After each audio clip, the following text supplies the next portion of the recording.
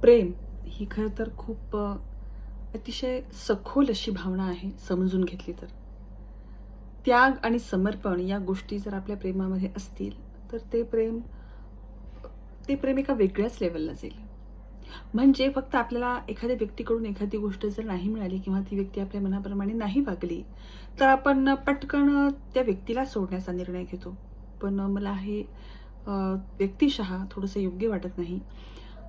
जर खरं-खुरं प्रेम असेल, तर तिथं आपण थोडासा वेळ घ्यायला पाहिजे आणि एकमेकांना वेळ द्यायला पाहिजे.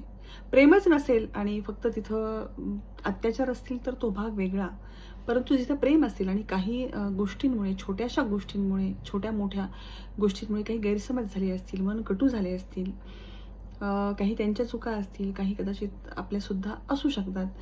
तर अशा वेळी आपण जर थोडासा वेळ घेतला आणि गोष्टी नीट समजून घेण्याचा प्रयत्न केला, तर परिस्थिती नक्कीच बदलेल. खरं प्रेम असंच आहे समजून घेण्यामध्ये.